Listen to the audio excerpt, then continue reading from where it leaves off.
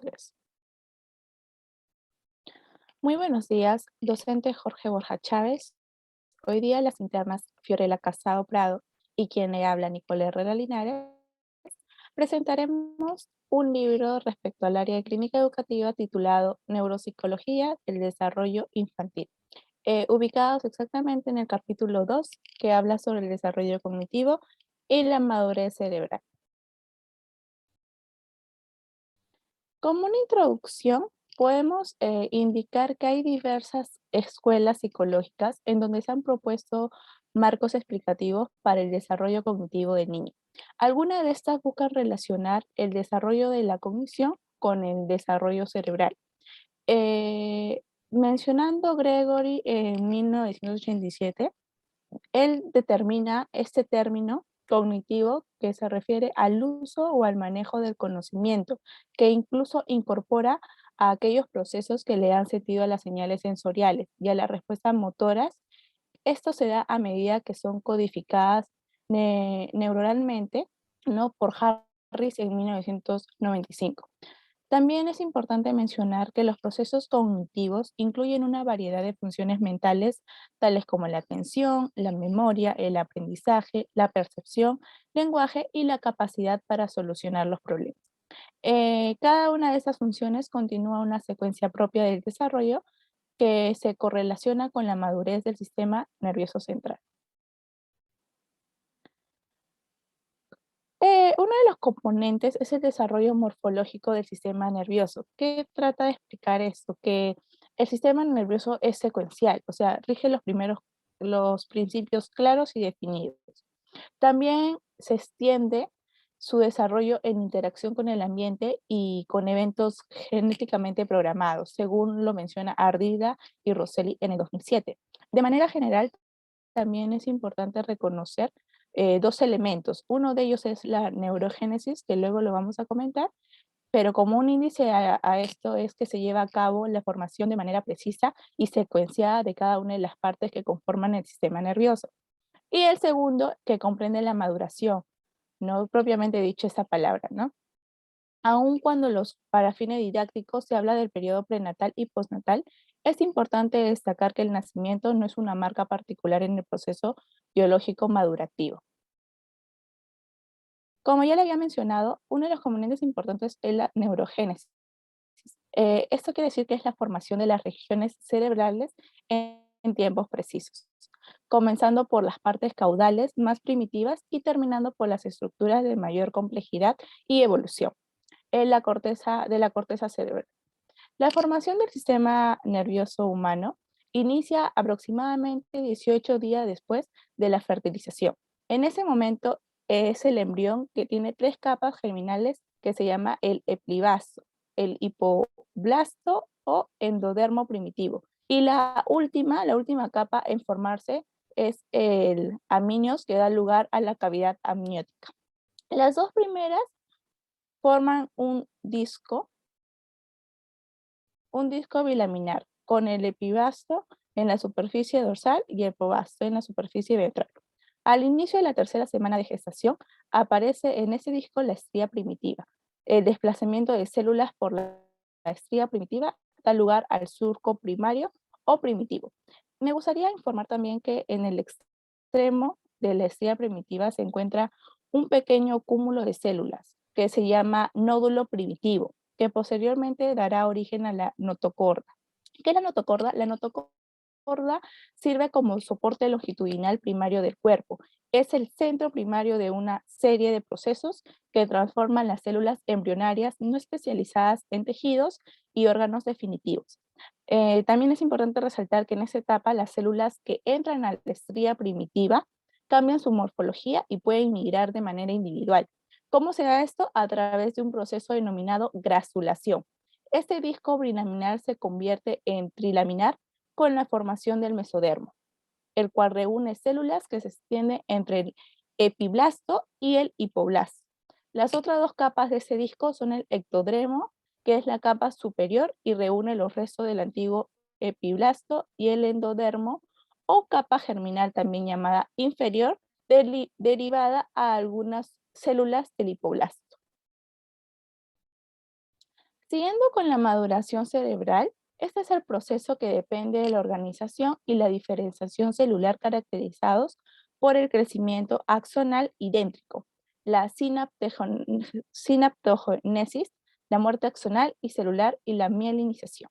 Este proceso termina iniciada la adultez con la culminación del proceso de mielinización axonal según Cole y Fanti en 1989. Durante la etapa fetal ocurren los procesos esencialmente madurativos que van de forma lineal al sistema nervioso. Cuando este proceso fetal inicia, comienza el periodo de crecimiento más dramático en la dimensión radial de las vesículas cerebrales, principalmente en la pared de la vesícula telencefálica, de la cual nace la corteza cerebral. Esta corteza se expande primero rostralmente para formar los lóbulos frontales, luego para los lóbulos parietales y posteriormente infieren para los lóbulos occipitales y los temporales. Los primeros surcos de la corteza cerebral aparecen hacia los 150 días de gestación y los surcos secundarios en la primera mielinización hacia los 180 días. Siguiendo con los mecanismos cerebrales, existen 4 mecanismos celulares subyacentes a la formación y a la maduración del sistema nervioso. Esos son la proliferación, la migración, la diferenciación y la muerte celular. La proliferación es la producción de las células nerviosas. En un inicio en el tubo neural, ¿no? Se distinguen 2 capas, que es la capa interna y la ventricular, y la capa externa o marginal. Las células nerviosas inician con una simple carga celular a lo largo de la superficie interna del tubo neural. Las células se dividen y dan origen a las células hijas. Asimismo, cabe mencionar que las neuronas del sistema nervioso en desarrollo siempre están en movimiento y tienen información sobre su ubicación final en este. Existen diversos mecanismos a través de los cuales las neuronas alcanzan el sitio que les corresponde. Algunas se mueven a lo largo de la superficie de un tipo de célula gilial y la glía radial, que les sirve como alambres de soporte durante su desplazamiento. Otro mecanismo, que es un poco más tardío, es la atracción por las otras neuronas, según lo menciona Rakic en 1985. La migración inicia desde la zona ventricular y todas las células que migran son neuroblastos. En la corteza, el establecimiento de las neuronas conforma una organización horizontal llamadas capas y otra vertical que son las columnas. Cada capa tiene diferentes tipos de neuronas. El número de capas aumenta en el desarrollo. Pasa de las 4 capas embrionarias del encéfalo a las 6 capas de la corteza del adulto. Especialmente en la etapa embrionaria, de hecho en algunas partes del encéfalo y de la médula espinal, la mayoría de las neuronas mueren en la etapa prenatal. Los factores que determinan ese mecanismo son de diverso orden. Puede también variar el tamaño del campo, de la superficie corporal, la competencia en el establecimiento de conexiones, el nivel de sustancias químicas naturales o el emparejamiento numérico entre las poblaciones celulares y la presencia de conexiones incorrectas. Siguiendo con la conectividad intrarrenal, una vez establecida la neurona, se desencadenan los procesos relacionados con la maduración. Es decir, que la neurona continúa su desarrollo y diferenciación. Sin embargo, los procesos relacionados a la maduración cerebral son aquellos que están encaminados a la organización, a la organización funcional y a la diferenciación celular. A esto se le llama lo que es el crecimiento axonal y la sinaptogénesis, la muerte axonal y celular. Y por último, la mielinización. Todos estos están encaminados para alcanzar la conectividad interneuronal. Con relación a la formación y al crecimiento axonal, según nos indica Brodal en 1992, sugiere que los axones reconocen su vía de desarrollo como resultado de una afinidad química entre los terminales axonales y la neurona meta. Estos marcadores químicos están presentes solo en fases específicas del desarrollo y desaparecen para asegurar el contacto selectivo con la neurona meta. Eso indica Ellison y Zimmerman en 2007. Y por último, el crecimiento de los axones es rápido y se vuelve más observable con el periodo de la migración.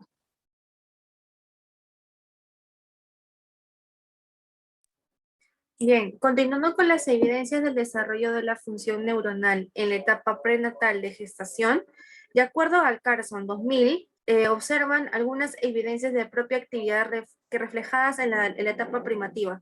Esto se genera en la sexta semana de gestación, lo que concierne en la piel, lo que rodea, y la boca, lo que procede de la flexión contralateral del cuello. Esta sensibilidad de la piel se extiende a los 6 y a 8 semanas, donde se van a observar algunas respuestas donde se estimula la propia cara y en las palmas de las manos, la región superior del tórax, perdón. Además, siguiendo con la etapa semana 12 que concierne a la superficie del cerebro, se genera de manera sensible en la espalda y la coronilla. Estas respuestas están reflejadas a lo que se va modificando en los propios movimientos generalizados de las respuestas más específicas de la secuencia de las apariciones de los reflejos craniocaudales. Entonces, siguiendo a la etapa postnatal, está generalizado en la etapa de los 280 días de gestación, donde ocurre el nacimiento hasta llegar al periodo postnatal que lo estoy mencionando. El funcionamiento del sistema nervioso del recién nacido, o mejor llamado el neonato, que lo menciona el libro, que es generalizado en el primer mes de vida, ¿no? Evalúa que el propio pediatra encargado o el dermatólogo, por así decirlo, emplea una escala de Apgar que normalmente a todos los niños lo hacen. Este test aplica por lo mínimo dentro de 1 minuto a 5 minutos del recién nacido y evalúa, evidencia en unos que evalúa apariencia, los pulsos, los gestos, la actividad y la respiración, que según el libro menciona Black en el 72. Entonces, este aspecto del sistema nervioso central y del neonato, mejor dicho, se observa algunas conductas motoras simples y reflejas. Este test que ya lo mencioné, que es el APGAR, se desarrolla en los menos de 7 ejercicios, ¿no? Donde permite hacer sugestivamente o mejor dicho, para no causar un daño cerebral en el neonato. Además, estos cambios comportamentales, perdón, se correlacionan con un mayor desarrollo de las propias conexiones en las propias áreas cerebrales donde se presentan esas áreas de asociación, ¿no? Lo que he tratado de decir brevemente es lo que desarrolla en esa etapa postnatal. Siguiente, por favor. Hay una conducta motora y la maduración cerebral. Ahí está. Eso se genera que antes del crecimiento y del nacimiento del neonato se desarrollan algunos movimientos corporales que el mismo feto lo produce. Esto se va a generarse de una manera muy masiva y después del nacimiento se logra reflexionar algunas de las propias articulaciones de los brazos y se genera esto una iniciación de la conducta motora. Siguiente, con los 3 meses de vida del menor, se genera directamente hacia las manos en base a los objetivos. Además, a los 8 meses se desarrolla la propia presión manual y capacidad de tomar algunos objetos, ¿no? Esto va a generar en el mismo pulgar de los menores y también el mismo índice de sus propias manitos. Este desarrollo, ¿no?, va a generar en ellos una mejor postura y las propias habilidades visomotoras. El menor o el niño que ya tenga alrededor de los 6 meses de edad es capaz de explorar diferentes tipos de objetos que se colocan en sus propias manos. Estos movimientos que ya lo mencioné anteriormente están generados a partir de los 18 meses, que van evolucionando cada mes que vayan avanzando. Por ejemplo, van a generar diferentes tipos de acciones, por ejemplo, sentarse, erguirse, también el propio caminar, ¿no? Que eso se van a generar progresivamente a través de la memorización cerebral. Sí, siguiente, por favor. Hay algún componente que todo menor debería de pasar, que es el tema del lenguaje y la maduración cerebral. Esta adquisición del lenguaje es a la vez, es un proceso muy lento que se genera en los bebés, ¿no? Esto va a iniciar en base a la interacción con el propio adulto, ya sea el padre, ya sea la madre, ¿no? En los primeros escasos meses. Eso se va a observar un desarrollo paralelo entre el lenguaje y el comportamiento motor. Esto lo desarrolla diferentes tipos de autores, pero enfatizando a Lenenberg en el año 1967, donde desarrolla y menciona que el desarrollo del lenguaje es de manera independiente en el mismo desarrollo motor. Además, esto va a desarrollar algunas dificultades motoras generándose o desarrollando un lenguaje alternativo. Como dato principal o dato adicional, que este desarrollo que es motor en base a la lengua y de los propios labios, van a alcanzar en ellos algunos movimientos, desarrollos motores, tanto en los dedos como en las manos. Cada menor o cada niño, lo mencioné este autor que ya lo mencioné, es lograr que los mismos niños produzcan o pronuncien palabras, ¿no? Donde ya existe un desarrollo motor, que es suficiente y también a base de un vocabulario adecuado, ¿no? Pero lo general no sé, un desarrollo lento. Lo que menciona también este autor, que es a lo largo de la vida se puede lograr o evidenciar el aumento en el vocabulario, enfatizando la estimulación ambiental, que es en el mismo desarrollo adecuado del propio lenguaje. Estos controles de movimiento finos y de habilidades simbólicas son indispensables en la propia adquisición del sistema lingüístico. Sí, siguiendo con el conocimiento visoespacial y maduración cerebral, para dar un pequeño concepto o de lo que menciona este libro, es este conocimiento que es espacial, es de manera imprecisa. Lo que va a concluir es que presentan algunas habilidades perceptuales no verbales y también visuales, que son componentes que menciona cualquier tipo de persona que nosotros tenemos. Es más, mencionan la memoria y la manipulación espacial. Es fácil de disociar estos dos componentes. Esas habilidades espaciales es en base a las construcciones, en base a la propia capacidad de integración de los elementos que se generan de forma organizada. Además, esta copia de figuras geométricas, que son componentes que ya lo mencioné, y también la construcción de cubos, que es muy indispensable para las que los menores trabajen, ¿no? Además, este movimiento en el propio desarrollo en el mismo hemisferio del cerebro, que es el derecho, que más que todo va enfatizado, va a especializar el propio reconocimiento espacial de no estar claramente decidido, ¿no? Y esas habilidades se van a generar de manera verbal.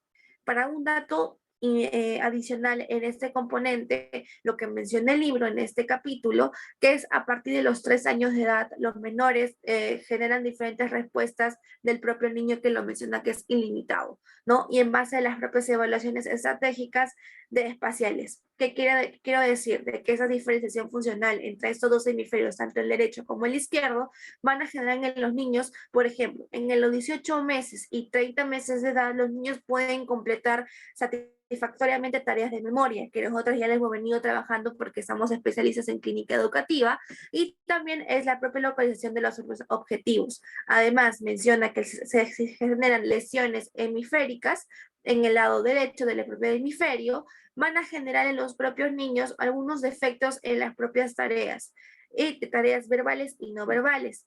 Por lo contrario, ¿no? Después de los primeros años de edad, los pacientes van a generar algunas deficiencias en estas pruebas que menciona Rensing en el año 82, ¿no? Siguiendo en este libro, ¿sí? Hay algunos modelos del desarrollo cognitivo.